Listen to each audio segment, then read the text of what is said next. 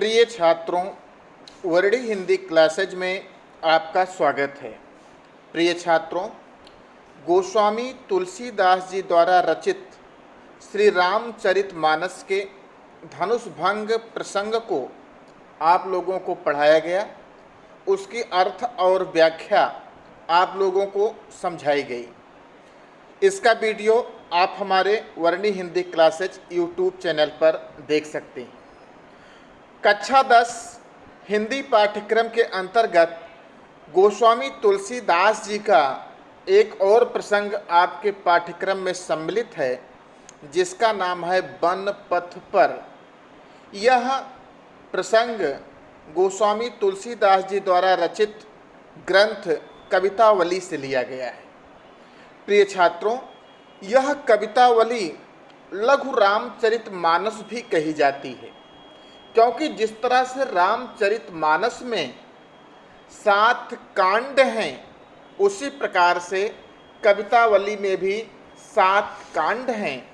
और यह वन पथ पर नामक प्रसंग कवितावली के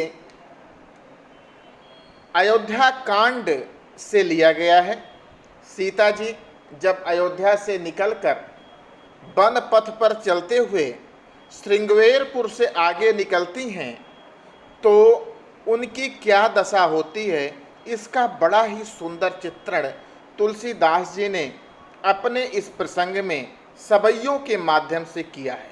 तो चलिए वन पथ पर प्रसंग के प्रारंभिक 2 छंदों को हम लोग पढ़ते हैं और उनकी अर्थ और व्याख्या समझते हैं। पुरतैनिक सिर रघुबीर बधु धरि धीर दये मग में डग दोय झल की भरी भाल कनी जल की पुट सूखी गए मधुराधर वे फिर बूझती हैं चलनो अब केतिक पर्न कुटी करी हों कित हुए तीय की लखिया तुर तापिय की अखियायति चारु चली जल चुए। प्रिय छात्रों, तुलसीदास जी द्वारा रचित कवितावली ब्रज भाषा में है, जबकि रामचरितमानस अवधी भाषा में लिखी गई है, अवधी बोली में लिखी गई है।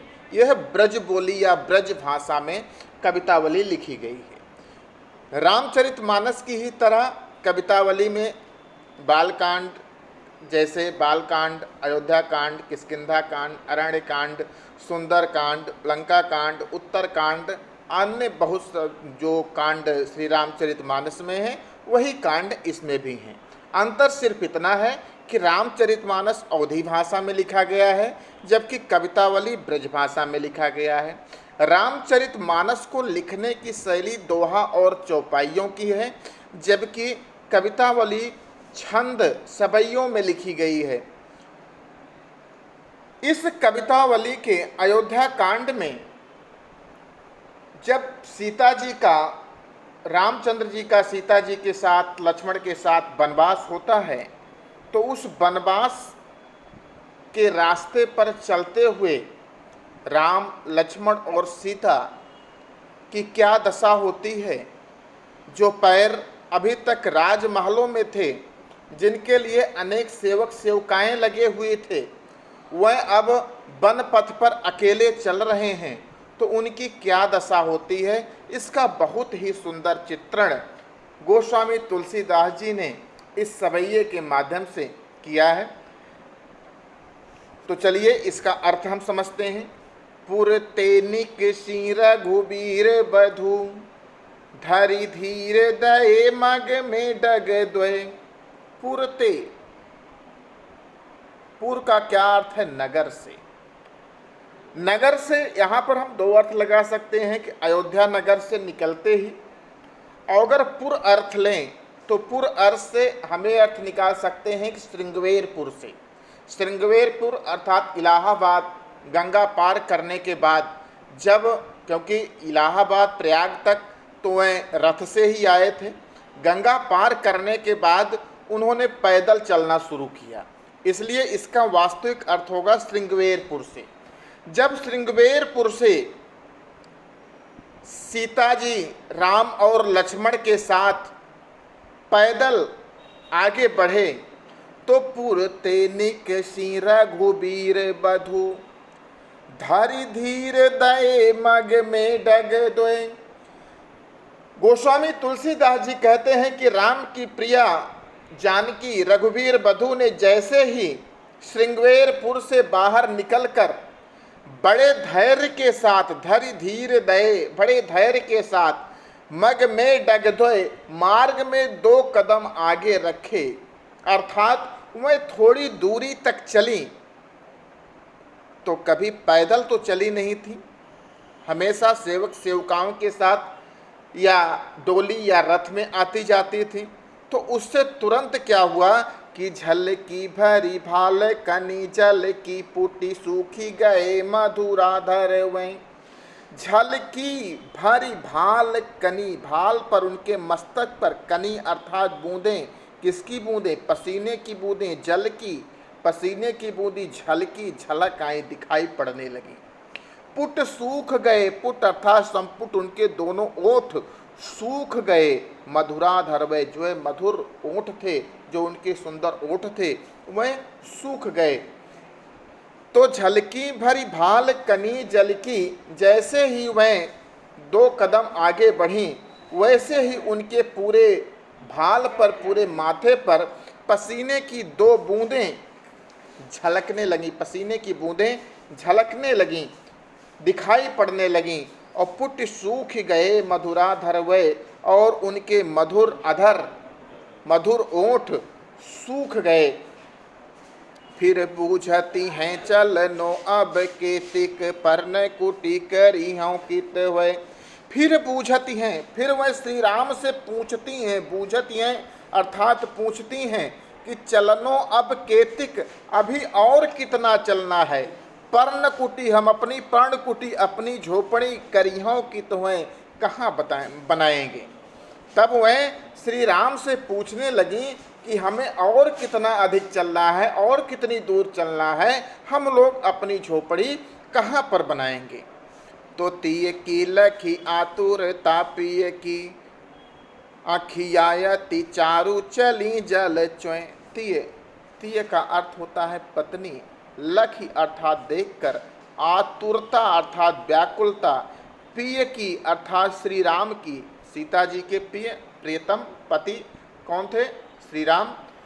अखिया अति चारु चली जल चुए, श्री राम के भी नेत्रों से अश्रु बहने लगे।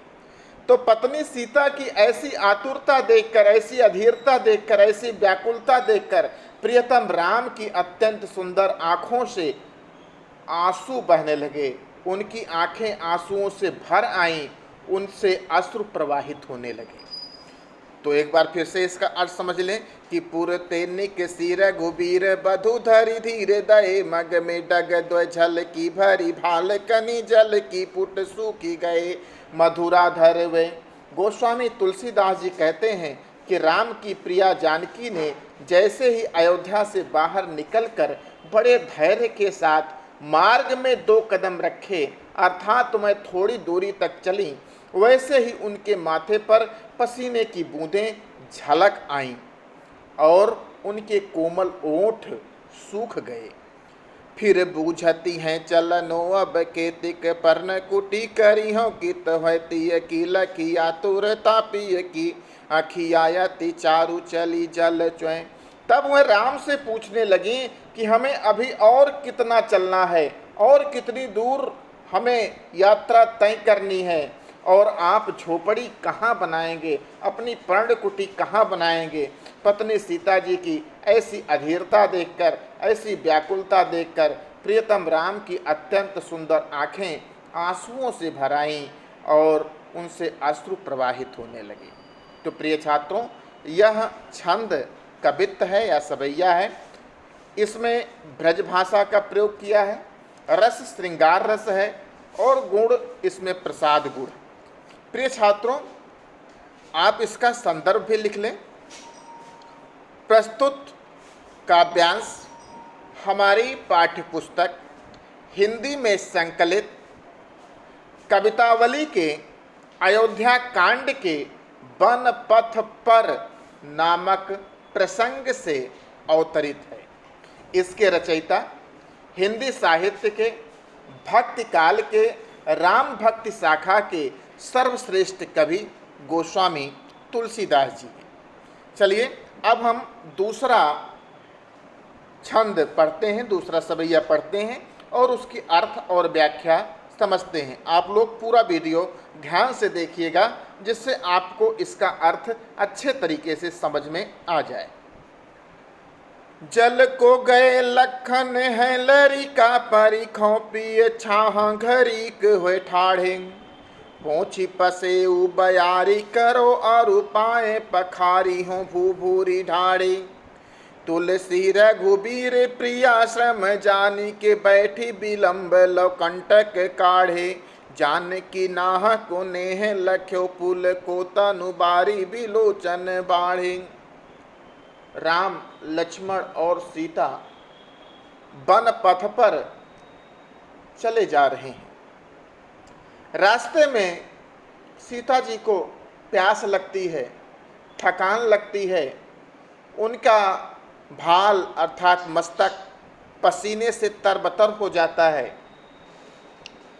तब लक्ष्मण जी सीता जी और राम जी की सेवा में उनको पानी पिलाने के लिए जल लेने जाते हैं।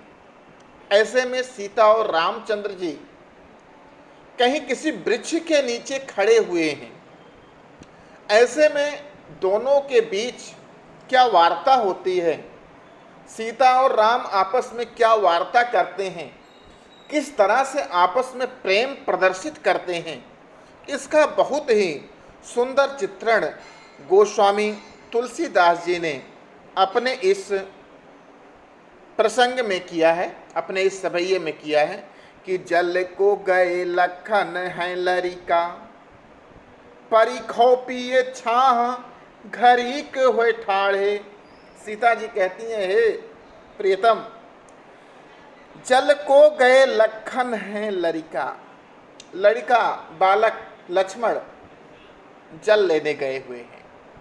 परिखो पिए, परिखो अर्थात प्रतीक्षा करो, हे प्रियतम थोड़ी देर इस वृक्ष के नीचे खड़े होकर प्रतीक्षा करो। छाह, इस वृक्ष की छाह में घरीक हुए, घड़ी भर हुए ठाढ़े, खड़े होकर आराम कर लो, प्रतीक्षा कर लो। पोछी पसेऊ, पोछी पसेऊ बयारी करो, पसेऊ अर्थात पसीना, जो तुम्हारे चेहरे पर पसीना हो गया है उस पसीने को तब तक मैं पोंछ देती हूँ और तुम्हें बयारी करती हूँ, तुम्हें अपने अंचल से हवा करती हूँ। जैसे पंखा झला जाता है वैसे सीता कहती, पंखा तो था नहीं उनके पास, उनका आंचल था। सीता जी कहती मैं अपने आंचल से तब तक तुम्हें कुछ बयार कर देती हूँ, कुछ हवा कर देती हूँ। और पाए पखारी हूँ, और मैं तुम्हारे पैर को धो देती हूँ। क्यों धो देती हूँ? क्योंकि तुम्हारे पैर भूभूरी, भूभूरी अर्थात धूल से, बालू से या रेत से दाढ़े अर्थात जल गए हैं, तपे हुए हैं, इसलिए मैं तुम्हारे पैर को तब तक धो देती हूँ। तुलसी रघुबीर प्रियाश्रम जानी के। यद्यपि तुलसीदास जी कहते हैं कि सीता जी यह शब्द राम के लिए कहती हैं, लेकिन राम समझ जाते हैं कि मैं उतना नहीं श्रम से श्रमित हूँ, थका हुआ मैं उतना नहीं हूँ जितना मेरी प्रिया, मेरी सीता थकी हुई है। तो तुलसीदास जी कहते हैं कि रघुबीर पियाश्रम जानी के। सीता जी के इस प्रकार से वचन कहने पर रघुबीर समझ गए कि उनकी पत्नी सीता थकान से अत्यधिक व्याकुल हैं। तो बैठी विलंब लो कंटक काढ़े, अत्यधिक विलंब तक बैठकर, बहुत देरी तक बैठकर अपने पिया, अपने प्रियतमा, अपनी सीता के पैर में गड़े हुए कांटे को श्री रामचंद्र जी वहां पर बैठ के निकालते रहे, अपना प्रेम प्रदर्शित करते रहे कि यह पैर तो कभी जमीन पर चला नहीं है। हमने तो शिक्षा ग्रहण करते समय गुरु के आश्रम में बहुत परिश्रम किया है, लेकिन सीता जी ने कभी इस तरह का परिश्रम नहीं किया है। इसलिए सीता के श्रम को समझकर रामचंद्र जी बैठकर विलंब तक उनके पैर से कांटे निकालते रहे। जानकी नाह को नेह लख्यो। ऐसे में जानकी ने अपने नाह को, अपने प्रियतम को, अपने श्री राम को नेह लख्यो अत्यधिक प्रेम के साथ देखने लगी। पुल को तनु बारी विलोचन बाढ़े। इस तरह से प्रेम प्रदर्शित करते हुए श्री रामचंद्र जी को देखकर उनका तन पुलकित हो गया, रोमांचित हो गया। और बारी विलोचन बाढ़े, और उनके विलोचन, उनके सुंदर नेत्रों से, बारी अर्थात आँखों से आंसू, वारी का अर्थ है जल, लेकिन नेत्र के जल को क्या कहते हैं? आंसू। उनके आँखों से आंसू छलछलाए आए। एक बार इसको फिर से देख लें कि जल को गए लखन है लरी का परी खोपी छाह घरीक हुए ठाड़े पोछी पसे बयारी करो वर उपाय पखारी हो भू भूरी ढाड़े। सीता जी कहती हैं कि हे कि लक्ष्मण जल लेने गए हैं, अतः कहीं छाह में खड़े होकर घड़ी भर के लिए उनकी प्रतीक्षा कर ली जाए। तब तक मैं आपका पसीना पोंछकर अपने आंचल से आपको हवा किए देती हूँ और बालू से तपे हुए आपके पैरों को धो देती हूँ। तुलसी रघुबीर प्रियाश्रम जानी के बैठी विलंब लो कंटक काढ़े जानकी नाह को नेह लख्यो पुल को तनु बारी विलोचन बाड़े। तुलसीदास जी कहते हैं कि जब राम ने देखा कि जानकी थक गई हैं तो उन्होंने बहुत देर तक बैठकर उनके पैरों से कांटे निकालते रहे। जानकी ने अपने स्वामी के इतने प्रेम से कांटे निकालते हुए देखकर उन्हें अत्यधिक प्रेम से देखा तो उनका शरीर पुलकित हो उठा और उनके आँखों में आंसू छलछलाए आए। तो प्रिय छात्रों, ये इस प्रकार से वन पथ पर भाग 1 के अंतर्गत हमने छंद संख्या 1 और छंद संख्या 2 आपको पढ़ाई। इसका भी छंद सवैया है, भाषा ब्रजभाषा है, रस श्रृंगार रस है और इसमें अनुप्रास अलंकार का और प्रसाद गुण का अधिकाधिक प्रयोग हुआ है।